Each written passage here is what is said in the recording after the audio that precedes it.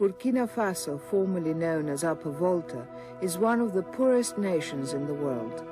It won its independence from France in 1960. In August 1983, Captain Thomas Sankara took power and established a non-aligned socialist government. This documentary celebrates and assesses his commitment to bring about change and to empower the citizens of his country. Au pied de ce qui reste du pays des hommes dignes et libres, c'est un arbre géant défie la nuit et effraie les vautours. Rapace du pays maussi, je ne dirai jamais ton nom. N'oublie rien en chemin, le soleil ne se couche jamais, c'est l'homme qui s'éloigne de la lumière. C'est définir, c'est bien la chose la plus difficile. D'abord parce que l'on n'est jamais assuré de s'être cerné tel que l'on est. Je crois qu'il y a trois façons d'être. Telle que les autres vous perçoivent, telle que l'on se perçoit, et la vérité qui entre ces deux visions d'un même individu. C'est dont je suis sûr, mais concernant, c'est que je suis un paquet de projets, de convictions, de foi en un avenir qui parfois requiert plus que de l'audace, du nihilisme. Pour le reste, l'histoire me jugera et me définira. Thomas Sankara. Le 21 décembre 1949, à Yako, lendemain le 22, il a téléphoné à son oncle Abel pour lui dire qu'il y avait un capitaine dans notre foyer. C'est-à-dire le troisième enfant. Après ça, les autres continuaient à appeler capitaine, capitaine, mon capitaine. En 1960, quand on prépare la dépendance, il a vu dans un papier et un journal qu'on a marqué le drapeau de Votéique à ce moment-là. Il a regroupé ses frères et ses amis. Il y avait des petits Européens aussi. Il a fait monter le drapeau français pour pouvoir descendre ça après monter le drapeau Votéique. Alors, il y a un petit Européen, c'était son collègue d'école, qui n'était pas content pourquoi on descend le drapeau français et puis monter celui de Votéique. Là, il y a eu le bagarre. Nous avons fait l'école primaire ensemble dans la ville de Gawa. Et des jeux d'enfants ensemble, et même nous avons servi la messe ensemble. Lorsque nous organisions nos jeux, très rapidement, il s'imposait comme le chef de groupe, très respecté. Il avait d'excellentes idées. Nous nous sommes rencontrés à Ouagadougou en 1977. Je venais de terminer mes études à Dakar. Je devais aller poursuivre en France.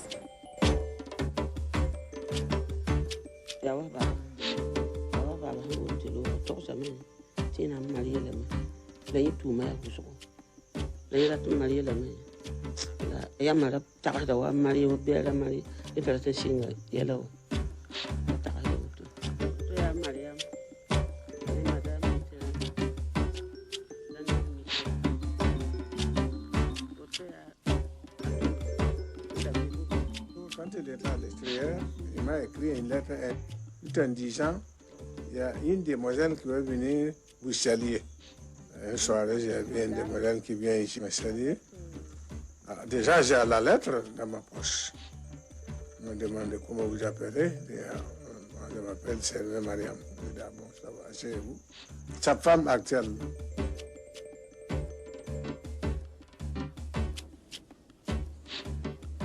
Mais ce qui m'a frappé en lui, c'était sa simplicité. Il était très simple, il était intelligent et puis très sensible. Nous sommes allés à 79. Il était lieutenant, capot.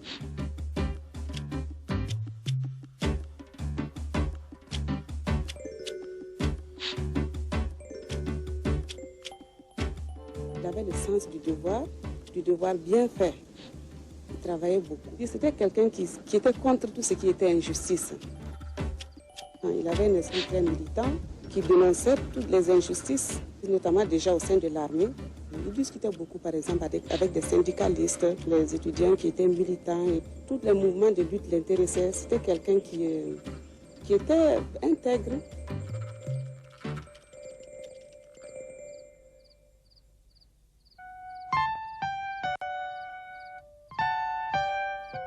et je suis devenu fonctionnaire. Je suis parmi, dans ma population de mon pays, je suis parmi les 0,035% de ceux qui ont eu la chance d'être des fonctionnaires et d'avoir un salaire régulièrement. Est-ce que vous pensez que c'est normal que des gens comme moi soient régulièrement payés et que le reste de la population, des millions et des millions de personnes, soient dans la misère continue? Non, cela n'est pas normal et nous luttons contre cela. À commencer d'abord par les principaux dirigeants, le président, ses ministres et tous les autres responsables.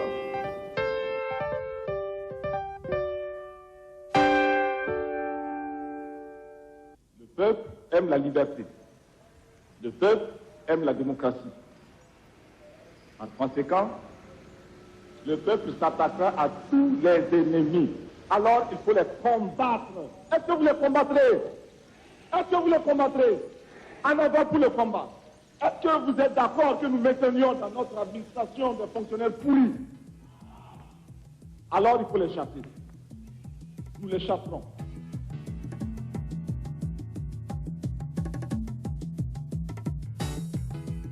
En octobre 1979, je continue d'entretenir mes relations avec Thomas Sankara, qui était à l'époque le commandant du CNEC, le Centre national d'entraînement commando, à Pau. Lors de ces visites, des séances de travail où nous étions d'échanger des points de vue quant à l'avenir de la Haute-Volta. Et les coups d'État se succèdent. Yameogo, Lamizana, Seyezerbo. La politique s'éprend de sortir Thomas Sankara de son armée. Thomas Sankara a été invité, car ça a été un ordre, à prendre place dans le gouvernement du CMRPN. Il a refusé et a demandé qu'on lui confie une fonction militaire, fonction pour laquelle il était préparé. On lui a fait comprendre que c'était un ordre. Après de longues discussions, il a fini par céder. L'inspiration de l'artiste doit traduire la culture. En avril 1982, Thomas Sankara démissionne en prononçant cette phrase « Malheur à ceux qui bâillonnent le peuple ». Malheur à ceux qui bâillonnent le peuple. Ce qui était un avertissement pour le pouvoir. Malheur à ceux qui bâillonnent leur peuple. Et je te dirai mes errances avec un crayon donné, une feuille de papier prêtée. Je te dirai le peu de ma grande question. Que la mémoire soit notre anneau de fer. N'oublie rien en chemin. Très peu sont les pays qui ont été comme le mien, inondés d'aide de toutes sortes. Cette aide est, en principe, censée œuvrer au développement. On cherchera en vain, dans ce qui fut autrefois la Haute-Volta, les signes de ce qui peut relever d'un développement. Les hommes en place, soit par naïveté, soit par égoïsme de classe, n'ont pas pu ou n'ont pas voulu maîtriser cet afflux extérieur, en saisir la portée et exprimer des exigences dans l'intérêt de notre peuple. Le soleil ne se couche jamais. C'est l'homme qui s'éloigne de la lumière.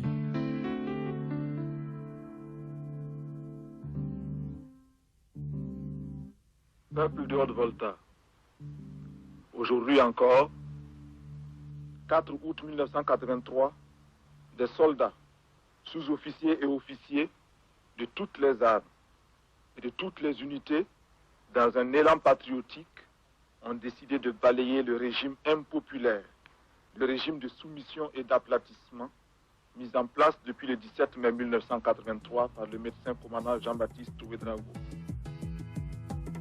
Peuple de Haute-Volta, tous en avant avec le CNR pour le grand combat patriotique, pour l'avenir radieux de notre pays. La patrie ou la mort, nous vaincrons.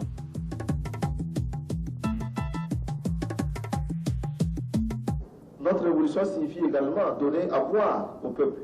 Et nous avons réalisé des forages de puits partout à travers le territoire. Nous avons également réalisé des barrages.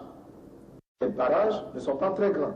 N'allez pas penser que nous avons réalisé des barrages gigantesques dans le genre du barrage d'Assouan en Égypte. C'est trop grand pour nous.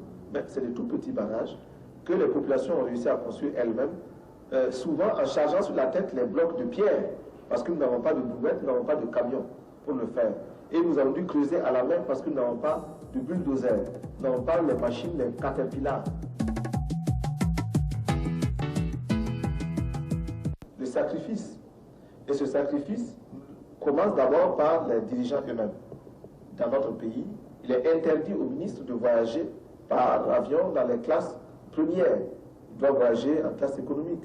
Nous avons supprimé les voitures de luxe et nous avons pris de toutes petites voitures pour nos ministres, lesquelles voitures sont économiques et permettent au peuple de récupérer les sommes ainsi économisées pour faire des dispensaires pour aider d'autres populations. L'analphabétisme. Nous sommes en train de construire de plus en plus d'écoles. Pour vous donner un ordre d'idée, de 1960 à 1983, c'est-à-dire depuis la date où la France, qui nous avait colonisés, a permis à notre pays d'accéder à l'indépendance jusqu'au début de la Révolution, nous avons pu mettre à l'école environ 12% des enfants. For children, written on the material of the dress. It's the calendar of vaccinations for young children, including polio, DPT, I'm not sure the other one.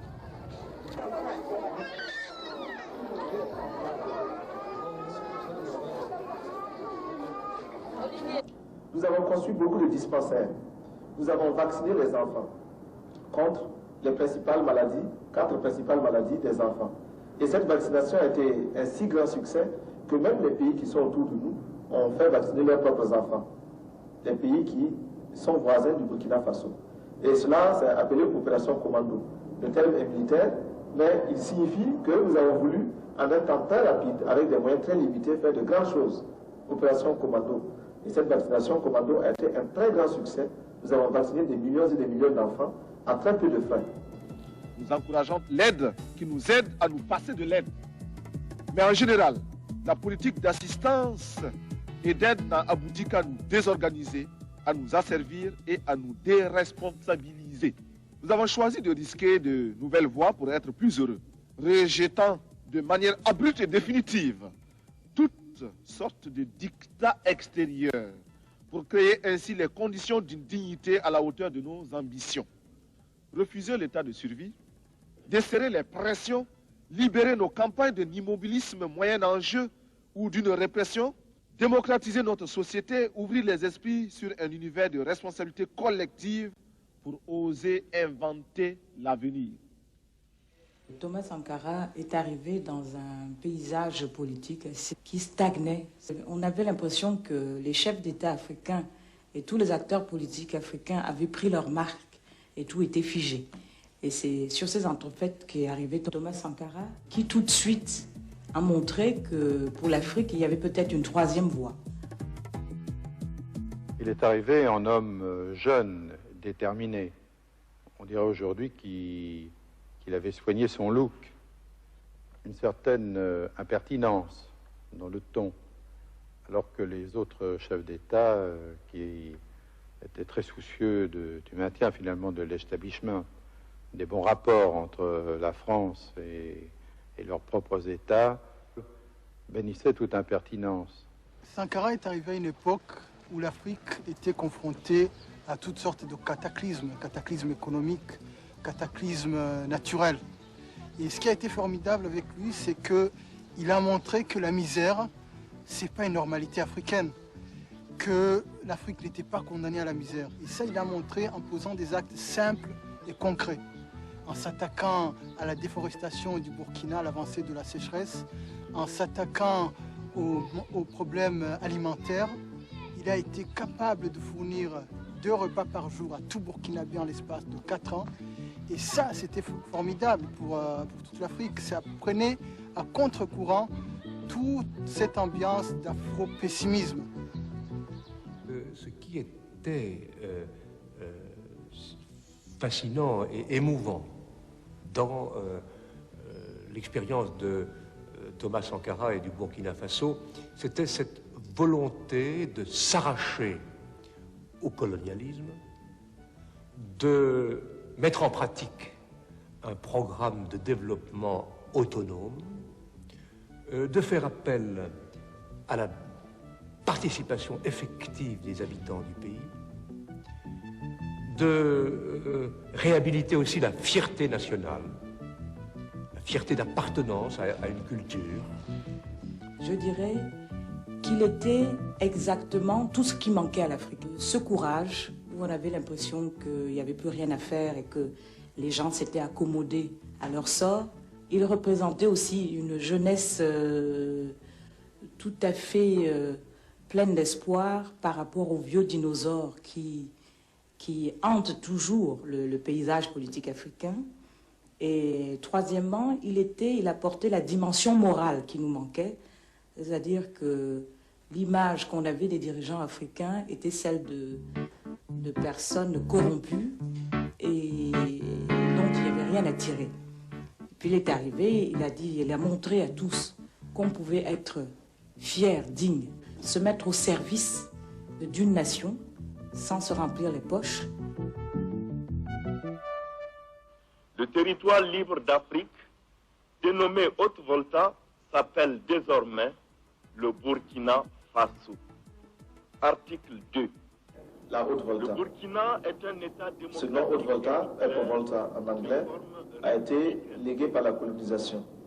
Mais afin de retrouver notre identité culturelle, nous l'avons rebaptisé Burkina Faso, c'est-à-dire la patrie des hommes libres et dignes. Les habitants du Burkina s'appellent les Burkinabés. La devise est « La patrie ou la mort, nous vaincrons ». Ouagadougou, le 2 août 1984, capitaine Thomas Sankara.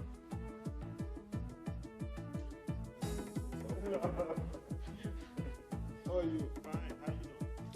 So you? I'm from Barbados. From Barbados, Barbados. Yeah. Okay.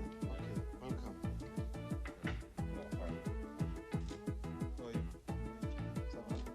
From Gambia.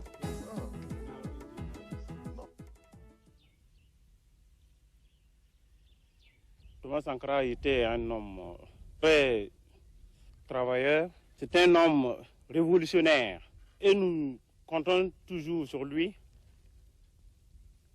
Et la terre soit légère pour lui aussi. Quand j'ai rencontré Thomas Sankara, je n'avais pas l'impression d'être une femme. J'avais toujours en face de moi quelqu'un qui me prenait sur le même pied d'égalité. Il discutait et il essayait surtout de me convaincre. Pour ceux qui n'étaient pas sûrs de leurs arguments, c'était difficile de discuter avec lui. Je parle au nom des femmes du monde entier qui souffrent d'un système d'exploitation imposé par les mâles. Je parle au nom des mères de nos pays démunis qui voient mourir leurs enfants de paludisme ou de diarrhée, ignorant qu'il existe pour les sauver des moyens simples que la science des multinationales ne leur offre pas. Mais moi, j'étais nomme immortalité du baobab. N'oublie rien en chemin, le soleil ne se couche jamais.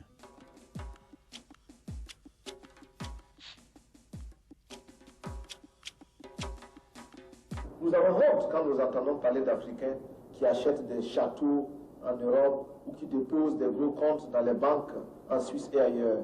C'est une honte. Pendant ce temps, beaucoup d'Africains sont là misérables. Donc, nous ne pouvons pas permettre cela. C'est pourquoi notre révolution, c'était aussi la lutte contre la corruption.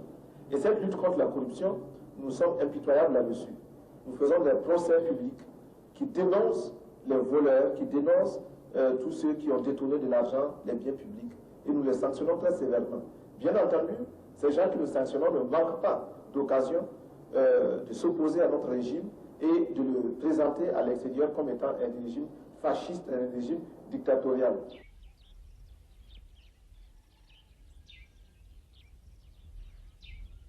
Je ne parle pas seulement au nom du Burkina Faso, tant aimé, mais également au nom de tous ceux qui ont mal quelque part. Je parle au nom de ces millions d'êtres qui sont dans les ghettos parce qu'ils ont la peau noire ou qu'ils sont de cultures différentes et qui bénéficient d'un statut à peine supérieur à celui d'un animal. soudards égorgent la liberté. Pour d'ébène en bandoulière, la Kalachnikov fratricide portée en galon des capitaines, la gloriole de leur crime appelle le crachat 15 fois. Le 15e jour de tous les 10e mois, n'oublie rien en Ces militaires pourris. Alors il faut les chasser. Nous les chassons. Cela va nous coûter la vie peut-être. Mais nous sommes là pour prendre les risques. Nous sommes là pour oser. Et vous êtes là pour continuer la lutte, coûte que coûte.